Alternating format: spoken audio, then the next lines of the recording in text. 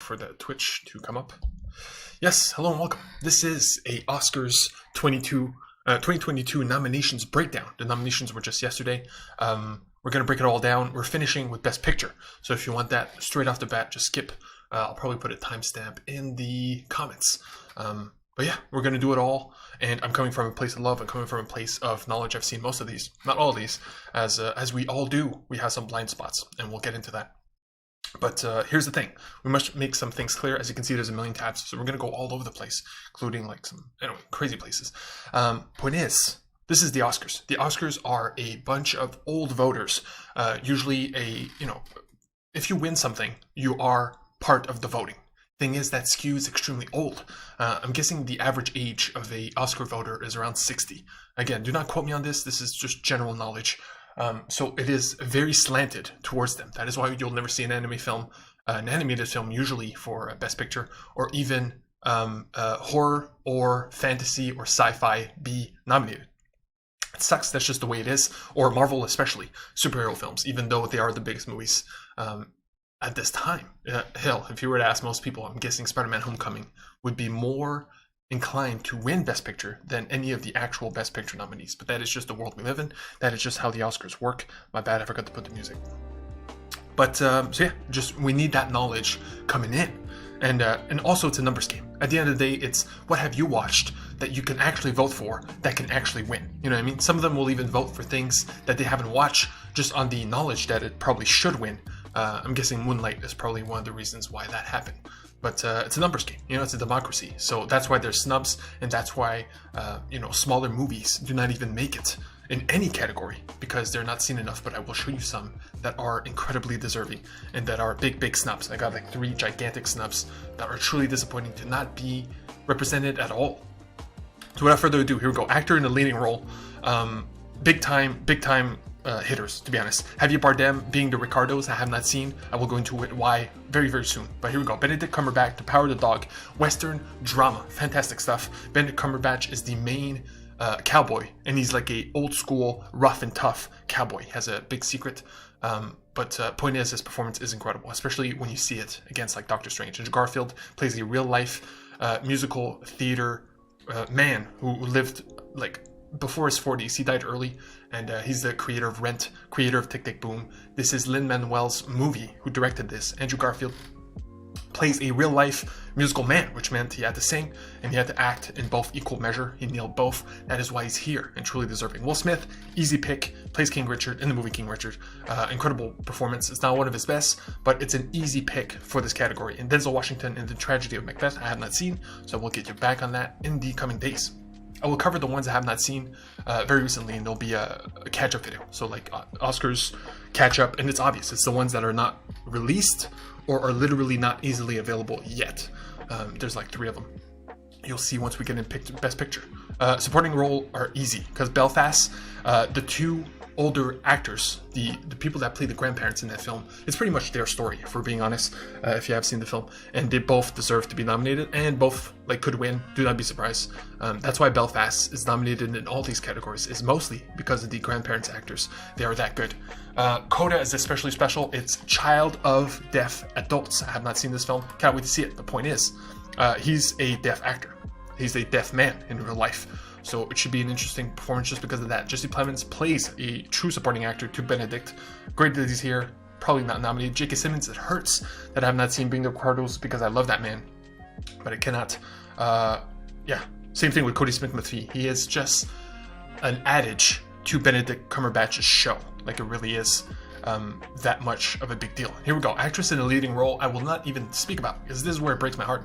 A lot of movies are not good enough to be seen, and that is just how I live, right? So I have a top 100 films of 2021, all of which are great films, and some of them I had to cut. Being the Ricardos is one of them. Again, the scores is what it's all about. I'm all about consensus. I'm all about just simple math. Because if most people love a thing, chances are that thing being good are extremely high. Same thing goes for the opposite. So 6.5 is the minimum, 60 is the minimum, and if you don't hit that, or you're very close to that, and I'm not interested, then I'm just not going to watch it. So Being the Ricardos is a perfect example, even though both the actor and the actress are nominated for Best Oscar. I will not see this on principle. Same goes for The Eyes of Tammy Faye with dang it, forgetting her name right now, and it hurts. Okay, Jessica Chastain, of course, great actress. Same thing, 6.9, 6.7. Not good enough. Very harsh, but that is life. Respect. Aretha Franklin. I love Aretha Franklin. I saw the Blues Brothers this year. She was in that movie for one song. Blew me away in a way that I will never forget her. This movie, same thing. Incredible performance, bad film. And it sucks too, because these are real life people that are portrayed by incredible actresses. It's just the movie does not live up to the performance of the actress. And that is just a reality of this thing. So that goes for her and Nicole Kidman right here, and Javier Bardem as Best Actor. Parallel Mothers is not even out yet, so almost nobody has seen this. The Last Daughter I'm seeing very soon. Olivia Colman is one of my favorite actresses, period, so I cannot wait. Kristen Stewart and Spencer, Princess Diana, again, real life person, and has to live with, it's not depression, but it's, man, talk about the worst state you could possibly be in terms of mood, and that is the entire film. It's like a 3-day weekend. Incredible performance. We'll see who can win, to be honest. This is like, I'm not even gonna guess. Supporting role, Lost Daughter I haven't seen. Ariana DeBose in, I might have said her name wrong, but West Side Story, she plays the main Puerto Rican actress, and she does a lot of the singing, a lot of the dancing. She does a lot of the charisma of the film, and I believe she's the only actor in the entire thing that is nominated for good reason. She is that good. She is the star of that film. She's not the main actress. She's the main actress on the other side, but incredible. Like I said, the grandparents right here, Judy Dench, truly deserving. Kirsten Dunst, man, she's good. Again, plays second fiddle to Benedict, but pretty much her equal if we had to count it as such. And here she plays the mother. So King Richard is the father of Serena and her sister Williams. She plays the mother. She doesn't have that many incredible scenes, but she does have, she does have her moments. Right here is Judy Dench. To be honest, this is obvious to me.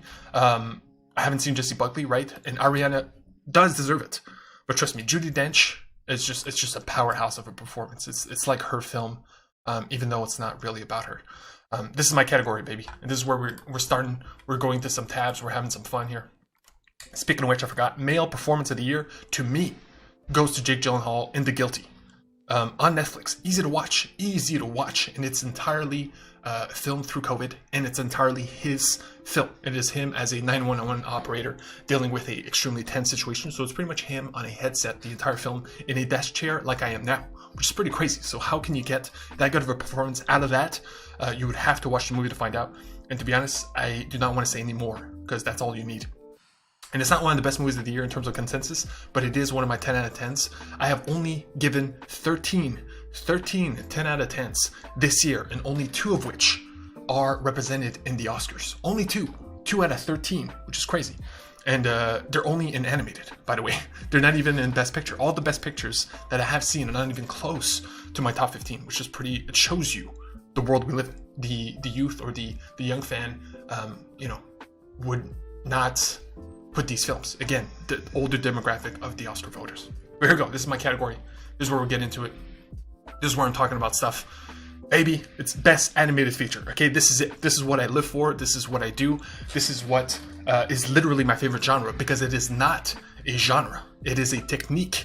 The genre of animation is all genres. It is a little bit of action, a little bit of drama, a little bit of comedy in every single animated films. That's why they are that good, and that's why I believe in them more than any other genre, because they literally are all of them on top of being the magic of the technique of animation. It is something that is akin to magic.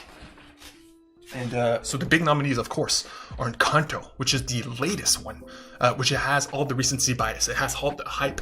It has everybody clamoring for it, right? For good reason, because in terms of classic Disney, this is the newest version of that, which is a musical. So it's a musical, jump into song every now and again. It is very small scale, but it's also beautiful Colombian representation. But here's where I do not want this one to be forgotten. Raya and the Last Dragon came out literally a year ago, almost day and date, like March 5th. Easy to forget, but had the same amount of hype, had the same amount of representation, and to me, it's better than Encanto. It does not have the music, but it does have something Disney has never done before, which is scale. Gigantic scale. This is their Lord of the Rings. This is their epic. This is their, like, freaking, the Prince of Egypt. You know what I mean? They have never done a movie like this, where it's a post-apocalyptic world that is extremely dark, and for the balls to go for it, and for the princess to be that badass, I must give it major props. It's wintertime, and I'm, like, burning up in here.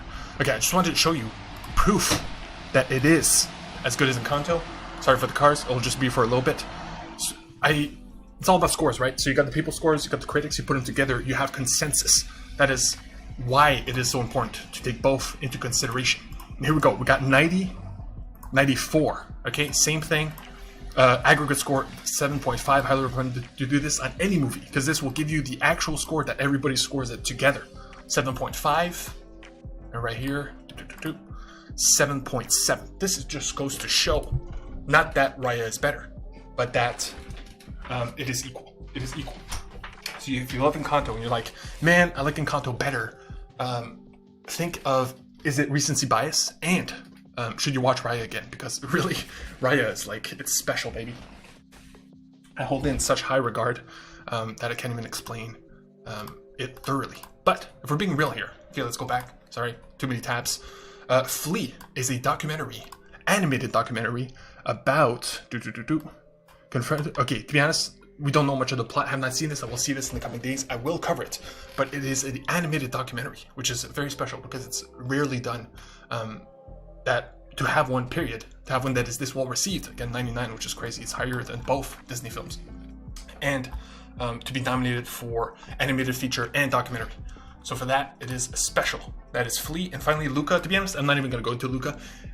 If we're being real here, it's the weakest of the bunch. It's not even close. Again, it's not bad. It's just extremely small scale. And while Encanto has the beautiful Colombian representation, Luca has the Italian one. But it does not, you know what I mean? If you compare the two, yeah. And it would be a tragedy, a true tragedy if it won. Because it is Pixar. Pixar always wins. It's kind of a meme at this point. Most times they are deserving, but at this point I would not say so because the obvious winner is the Mitchells versus the Machines. It is not even close. 97, 7.7, much higher.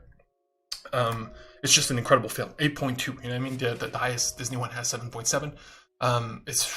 Anyway, most people have seen this, right? It's on Netflix, it's easy to watch. But if you have not, and you have seen those Disney films, you have seen any film in general, trust me when I tell you, the Mitchells versus the Machines is as good as it gets. Not in terms of this year, but in terms of animation and film in general. It's just a beautiful film. You know what I mean? Like, it's truly deserving of winning. If it does not win, it is a true tragedy. And we'll see what happens. Unless Flea wins, which again, I have not seen. It could be just as deserving. You know what I mean? Check on chat periodically. Apologies for this mess. Hair has never been this long. Cinematography. We'll do this real quick because, to be honest, I have not seen Tragedy of Macbeth or Nightmare Alley, which I'm seeing recently. I will cover them. Subscribe and hit the bell if you want to find out more about all these films, 100%. But Dune is hard to deny just because of how beautiful it is. Cinematography, of course, is how beautiful is your film. It's literally that simple. How pretty are the images? How pretty are the moments, right? Power of the Dog is a Western, so it has beautiful landscapes and is incredible. And of course, West Side Story is a classical musical in the sense that it's a musical from the 50s, and it's a movie done in 2022 to look like it's from the 50s, even though it is, you know, HD and beautiful and all that stuff. So it's kind of the pinnacle of classic cinematography. So I wouldn't be surprised if it wins. To be honest, it could go either way, and yeah, you know, how good does a movie look? Costume design is just funny. I'm not even going to go into it. But Cruella, do not be surprised if Cruella wins. It's the only thing it's nominated for because it's all about costume design. The movie literally is about costume design in terms of the main character. Like, that's her dream, that's her job, that's what she wants to do. So we'll see. Directing, hard category. I cannot go into it too much because Drive My Car I have not seen, which is a Korean film. We'll go into it for Best Picture. Licorice Pizza, same thing. PTA, Paul Thomas Anderson, well-known director. But so yeah, and Belfast, too personal, right? If it wins, it would be because he deserves it as a human being, not as a film. Power of the Dog would be beautiful, but again, I'll have to see these two to know for directing. And directing is tough because it's literally all categories together. So it's very ephemeral, while other categories are much simpler to knock down. Directing is much harder. So to talk on them is kind of hard. Okay, documentary, here we go. Man, I've let go of all these. Okay, let's do a quick pause here.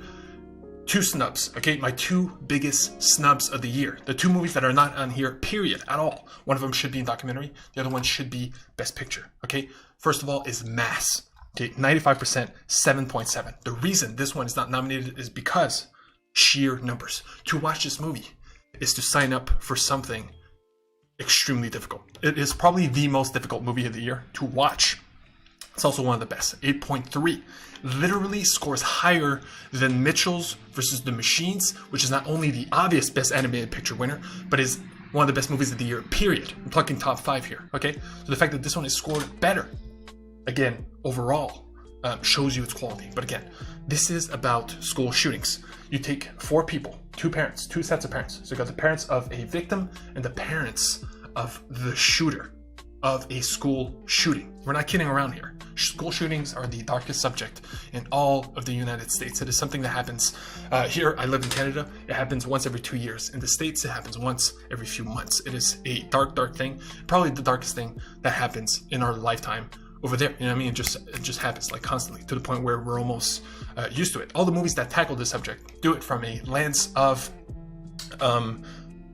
like you're in there. You're like either the shooter or you're in the school while the shooting is happening. It's very dramatic. It's very tense. You know what I mean? Like the point of those movies is to shock you into. It's like a horror films. You know what I mean? This one is a drama. Man, to be honest, I have no idea. Give me a sec here. Okay, I gotta figure. Gotta do something. It'll take 2 seconds. Dear Lord, what is happening? Okay, boom. Yeah, there you go. See, that's what's crazy about having long hair. Is that you just move it for 1 second and it becomes like this huge poof. But anyway, we got this poof for the rest of it. So yeah, so to actually explore the subject from a real life dramatic way with 4 powerhouse actors who all should be nominated. Same thing with the movie. And it's important. You know what I mean? It's one of those films that is literally important, where to watch is to understand the subject. To watch is to know both perspectives. It's very important. And of course it's difficult, but it is that good, hence the score. And it cannot, it sucks that it got denied, to be honest. And the second one, this one shocks me even more, because this one, I believe, is even more well received. The Rescue is a documentary. 8.5, son. 8.5. Math at 8.3. This might be the best reviewed movie of the year, period, bar none. Okay, The Rescue is a documentary on Disney+. Very easy to see. It's the opposite of Mass, where this one is extremely easy to watch. It is a documentary about the story of a soccer team from Thailand who got stuck in a cave. Like 12 kids or whatever. 12 kids stuck in a cave. We have to save them. We have to rescue them. It's all about that. Literally breaks it all down. The humans that were involved, the rescuers, the whole shebang, man. It's beautiful. And man, it's everything. It's the literal best documentary I have ever seen. The fact that it's not nominated here blows my mind. Either it was nominated last year or it does not count for some weird reason. But to be honest, that is the most shocking thing, because not only was it the front runner, but in one of the best movies this year, but it's in terms of documentary, it literally doesn't get better. You get all the information you need, and you get the excitement that you would get from an action film or any other types of genre because of the subject matter. This is like high stakes, you know what I mean? And it's a dark cave system. There's a lot of deep sea diving that you get to see, and it's incredible. So those are the 2 biggest snubs. There's another one that I will share once we get to Best Picture, but those to me are shocking. You know what I mean? That they're not even featured in a small way, considering not only their score, but just how good they are. And the rest of the documentaries, there's 3 of them that I won't get into, because yeah, Ascension is about China, which is about their growth in terms of culture and whatnot. It's very China-centric. Attica is about a prison riot in the 70s. Again, too specific a genre for me to go into. Flea we talked about in the animated features. It's awesome that it's here and in the animated category. Writing with Fire is about journalism in India, where a newspaper was run by a female, which is the first time there. It's a big deal. Pretty sure she got through a lot of bullshit to get there. Point is, unfortunately, these 3 are too small subjects for me to watch, and also people are not talking about it. You know what I mean? People are talking about The Rescue, they're talking about Flea, and they're talking about Summer of Soul. We were talking about the best reviewed movies. I showed you The Rescue with 8.5. 8.5. Right here you got 99, 98, 9.1. This is, bar none, not even close, probably the highest single score I have ever seen. There's like 2 people that did not like this movie out of 208, but to get 9.1, you know what you need to get 9.1? You literally need 60%. 60% of everybody that has seen this and scored it to give it a 10. To give it a 10 out of 10 perfection. I will not say it is perfect. I give it a 9 because it was literally too perfect. It is not even, it's half documentary, half concert. It is the concert they found in somebody's basement about, when Woodstock was happening back in the day. There was a black Woodstock happening in Harlem, which was way more impressive. So a lot of black artists coming together, and they talked to the people that were there. They talked to a lot of the artists and how important it was to them. And it's beautiful because it's beautiful music. It's everything coming together, right? So it's a civil rights movement. It's beautiful black music coming into its own. It's everybody giving it their all. Everybody in the park, you know what I mean? It's like a hot summer day.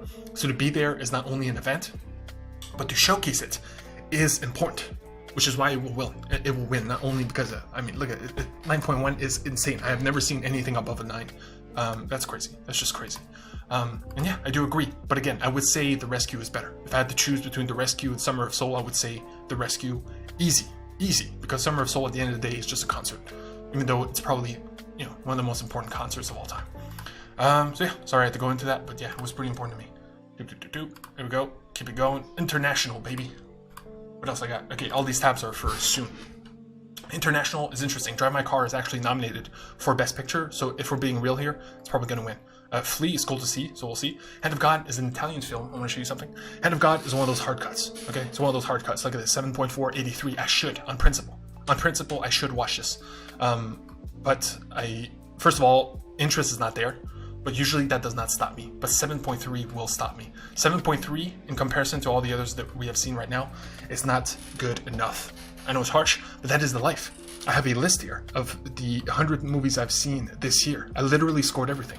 This is a quick preview of what's coming. I will do a video of all these 100 films, all of which are great. I do not see bad movies on principle, right? So hard cuts had to be made, and this is one of them. So sorry, Hand of God, but I gotta pass. It hurts. Also, I know that it doesn't compare to these two. Worst person in the world is from Oslo. Damn, I forget the country. But point is, I will watch this. No way, it's written right there. I will watch this in the coming weeks. And Lunana, a yak in the classroom, is barely seen. I don't believe it's released here. Wherever it's released, Bhutan? Dude, Bhutan. Learning things today. But I'm pumped. But I cannot, you know what I mean? I wouldn't even know how to access it if I wanted to.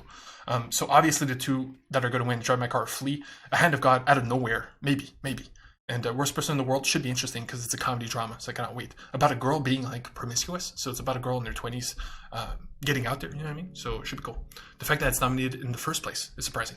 Makeup, I mean, come on now. Don't ask me for makeup. Music, original score.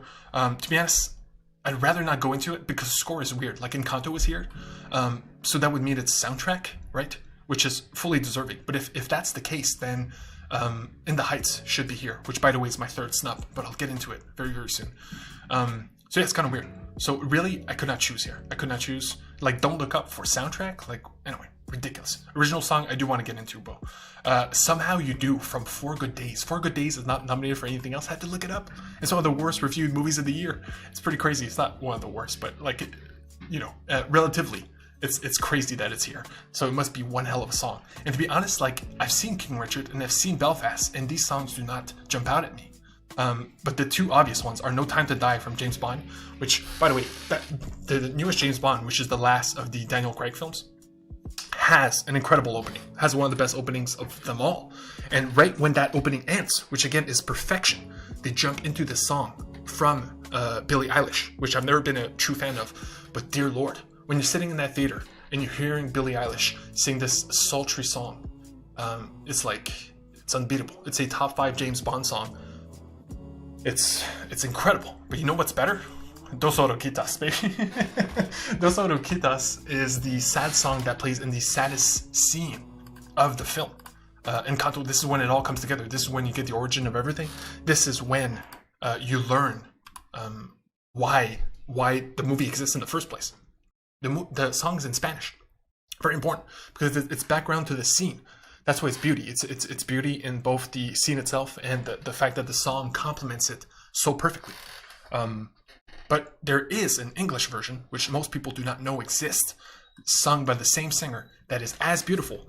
And here's the thing: I will be copyrighted to hell if I show this to you for more than 5 seconds. So 5 seconds is all we get. Okay, here we go. This is the English version, just to show.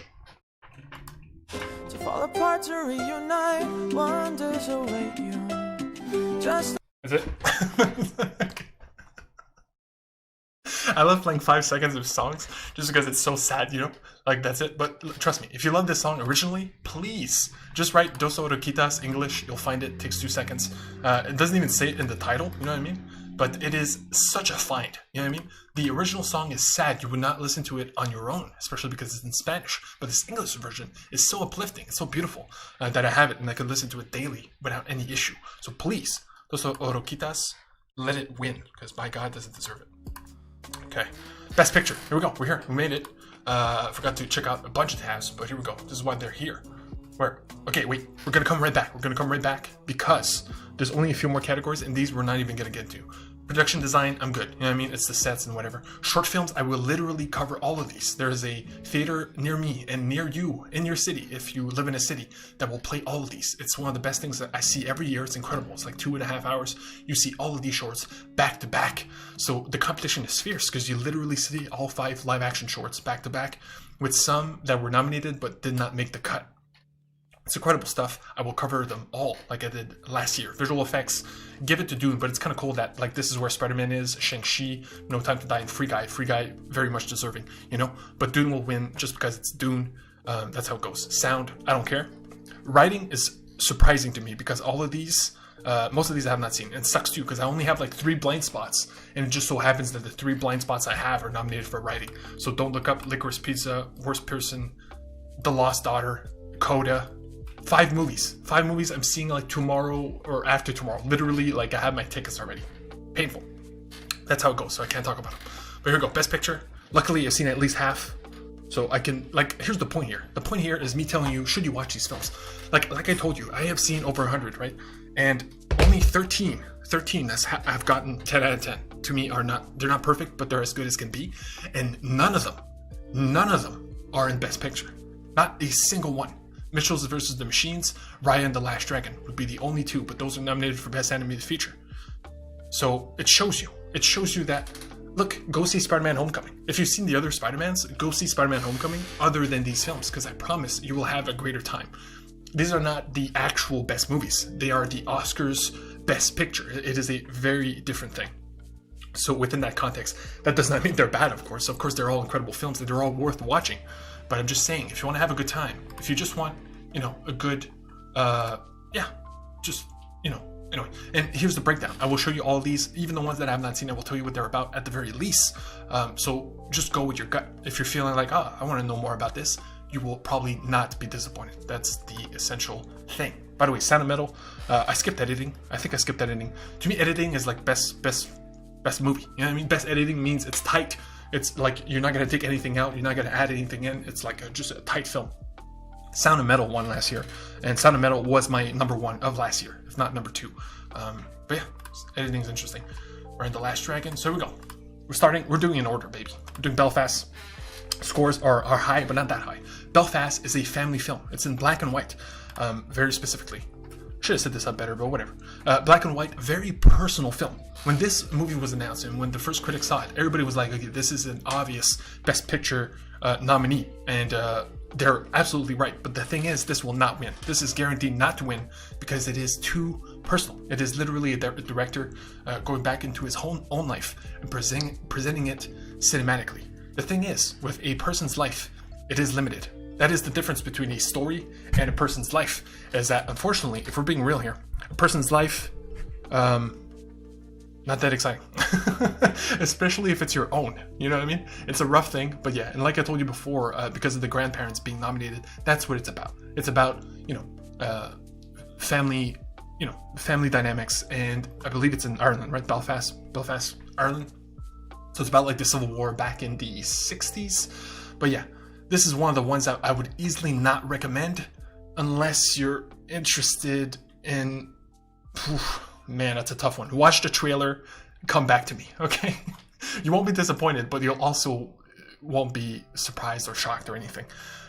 But you will come away loving the 2 grandparents, that's for sure. Coda, I cannot wait to see. It sucks that I have not seen it because it's available on Apple Plus. It's been available for a very long time. Again, the scores are insane for this one, much higher than most. It is staggering. Okay, again, Coda, child of deaf adult. She is a child, like a teenager girl, who happens to have a brother and her two parents, which are deaf. She is the only one that isn't deaf in a family of deaf people. That is the perspective. It's extremely interesting. I cannot wait to see it, and it'll probably be one of my favorites. Like, do not be surprised if this is my number one or top three of the Best Picture nominees. Because not only does the subject matter seem extremely interesting, but again, you cannot deny pure numbers. Okay, Don't Look Up. Don't Look Up is the shocking why. Why is this nominated? I'll tell you why. It's Meryl Streep's in this. You know what I mean? Leonardo DiCaprio's in this. Every actor under the sun that everybody knows is in this. Look at the score. I chose not to see this movie on principle. 56%. 56% is disgusting. Disgusting. Of all the movies I've shown you, just all of them, okay? None of them come even close to 56 in terms of how bad that is. Now, 7.2 is pretty good. And to be honest, I know myself. I love comedy. I love, I love satire, if you will. That's what this is. This is a movie making fun of how stupid the government and society is in terms of hardcore problems. In this case, it's a meteor hitting Earth, but the reality is global warming, right? Global warming and other similar problems. And yeah, making fun. Look at all these celebrities, how stupid they are. News people, etc., etc. I have not seen this on principle because again, it's supposed to be bad. It's supposed to be bad. Even the people that liked it, the aggregate score is 6.3. Okay, the fact that it's nominated over something like Mass or The Rescue is an absolute shame. But I will see it on principle because it is nominated. If not, I would not on principle. See what I mean? So it hurts. It legit hurts because, of course, this smells of not nepotism, but you know what I mean. Like, I know these people. I know this director. Throw it in. You know what I mean? Even though nobody did the research or nobody actually cares. Horrible.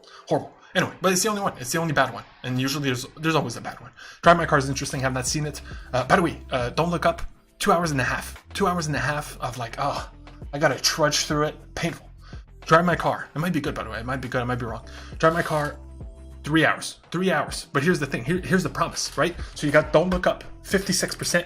Drive My Car, 98%, baby. 98. It's like it's not even. It's more than 40% more. It's crazy. And I know this is all scores. It's all aggregate. But you got to understand, math. Numbers don't lie. Numbers do not lie. It's literally that simple. So yeah, of course, one person might hate a movie, and another person might love a movie. Dune is the perfect example. Which I do not like Dune. I really do not like Dune. Dune is my number 90 out of 100 movies of the year. Okay, it's one of the worst movies I've seen this year, but that is my opinion. And that movie is divisive to begin with, right? But when you have a movie that has 98%, like The Rescue, or Mass, or this, it's very rare you'll find somebody who doesn't like it, just because of numbers, just because of sheer, you know what I mean? Numbers don't lie. Math. So yeah, I've not seen this one. Of course, it's a small Japanese, I thought it was Korean, but a small Japanese drama. Of course, a car is involved, right? But I'll tell you all about it when I do the catch-up, right? So Drive My Car, Don't Look Up, and Nightmare Alley, and Licorice Pizza. Those are the four. I have not seen Best Picture nominees. I will come back to you and tell you if they're worth seeing. Dune, certainly worth seeing, but to be honest, you should wait. Okay, Dune is nominated for Best Picture. The fact that it's nominated for Best Picture is nice because it's a science fiction film. It helps others in the future possibly get that same type of recognition. Unfortunately, I'm a huge Denis Villeneuve fan. Denis Villeneuve is one of my favorite directors. Not only that, but he represents where I'm from. He's literally like an idol of mine in the same way, your city person, you know what I mean? And I've liked all of his other movies more than this because this one to me lacks the emotion that the others do, but it has the spectacle. It has the beauty, it has the sci-fi, it has the epicness that you want from Dune, I guess. But to me, I didn't cry, I didn't care. It's like, whatever. It just like passed through me like a soft breeze. And I tell you should wait because Dune Part 2 is coming, I believe, in 2 years. And literally Dune 1 is Part 1. Like, no denying that. It's not Fellowship of the Ring. It's even worse. It's Harry Potter and the Deathly Hallows Part 1 or Hunger Games Mockingjay Part 1. It is literally incomplete. It is incomplete. When you finish this movie, you're not left satisfied. You're left with like, wait, that's it? Where's more? Where's the end? Where's the rest? We have to wait for the rest, and that will define if this one is good, which is why my score is in flux right now. I scored 6 out of 10. It's one of the worst movies I've seen this year. But again, it's only because it is part one. And that is the main criticism. Okay, King Richard is the easiest one. Okay, if you're gonna watch any one of these, and you like Will Smith, King Richard, baby. King Richard, it's easy. It's easy. It goes down easy. It's a biopic, true life story of Serena and I always forget her name. I feel bad. Venus and Serena Williams, which are bar none the two best tennis players in the world. And this is not about them. This is about King Richard. This is about their father and what led them to have that success. It's good parenting. Realistically, like it goes from the highs and the lows. It's not like he's a perfect father. But yeah, incredible performance from Will Smith. It goes down easy. Of course, there's the sports aspect, which means you have these like incredible matches. Not really, but the movie ends on a tennis match. And so there's that excitement there. That's why it's so easy. So to be honest, out of all of these, to recommend, like this one's the easiest. I give it a 9. Fantastic stuff. King Richard. Licorice Pizza, funny thing. I looked it up. It gave me, what's it called? Wonder Park. So the scores here are not indicative of the film, which is pretty funny. I don't know if it's my Google or anybody else's. Anyway, it's right here. 7.9 and 91, which is still incredibly good. PTA, well-known director. I'm not the biggest fan, but I cannot wait to see it. I'm going to see it next week. It's not even out yet. So most people have not seen this one. If you have, tell me how. But yeah, we'll see. Kind of curious about it. I believe it's a love story in high school. So in terms of the fact that it's so well received, even though it has such a small scope, makes me intrigued as to why. So we'll find out. Nightmare Alley, hard to recommend, but if it were up to me, I wish everybody could see this one. I'm seeing it in 4 days. It's Guillermo Del Toro's newest film. The director of The Shape of Water, which won Best Picture 3 years ago. Of course, he has a style. He did Hellboy, very gothic, very dark, and apparently this movie is extremely dark. Not only in terms of subject matter, but it could be borderline horror film, right? So if you're not into dark films, that will probably not make you feel good. Cannot recommend. But if not, and you do like his style, then here you go. Nightmare Alley should be good. Again, I'll keep you up to date. Power the Dog, very interesting. I saw Unforgiven, and I saw a few other westerns this year, and I told you, westerns are dead. They are dead. Like, it's over. But The Power of the Dog is the exception because it is not a western. The western is the backdrop for what is a deep character drama. With Benedict Cumberbatch as like an incredible performance. It's on Netflix. It's easy to watch in the sense that you got to get past the western part because western parts are boring, right? Like, we've seen planes, we've seen horses, like, we get it. It sucks. It's like, it's boring, right? Which is why the numbers do not reflect the people's numbers, do not reflect the critics. But trust me, if you stick with it and you're down for a dark character study, because it's not an easy watch either. Most Best Pictures aren't. Most Best Picture nominees show you a harsh perspective. That is usually why they get nominated in the first place. They show you something that you can never fathom in a beautiful way through storytelling. That is why they're nominated in the first place. It's the same here. Again, highly recommend it, but you gotta know what you're in for. It's a slow Western drama. Fantastic stuff, even though it's a Western. And finally, West Side Story. West Side Story, I am very surprised it is nominated. It deserves it. It's Steven Spielberg. He hasn't done a great movie in the last, 6 years. So the fact that this one is that great, it's like a gimme, right? And it looks classical. This is Oscar bait. This is what they call it. This is when they make a movie that is literally for the old, over 60 years old. Oh, they're going to love it. They're going to love it so much, they're going to nominate it for Best Picture. Because it is literally the old West Side Story. Redone today. It's a remake. But beautiful, which makes it timeless, right? You can watch West Side Story in 100 years, and it will be this version because it looks that good, and it is a perfect encapsulation of the story from the 40s. It is an old story, and this story is unrealistic. Like this, what happens in this film is so dark and tragic that it would never happen in real life because it is so over the top. You know what I mean? Which is why I'm disappointed that this one got nominated over my third, and not biggest, but important snub, In the Heights. In the Heights is not only the best musical this year, but I think it's my favorite musical of all time. Like, and I've seen a bunch, like, recently. I've seen a bunch this year because I went to a musical festival. So I've seen, like, Wizard of Oz and Hairspray and whatnot. And this one shines above them all, not only in terms of representation, not only in terms of modern sensibilities, but in terms of bops, man. The music, the characters, which is all about Latino culture. I mean, all of it. In the same way Raya is all about Asia culture. Not Asian, Asia, literally the continent. Encanto is about Colombian culture. This one is about Latino culture, like all of it. And like West Side Story is about Americans and Puerto Ricans. In the Heights, it just goes so much deeper than that, and it does so in its music. It does so in its man. You see it. You know what I mean?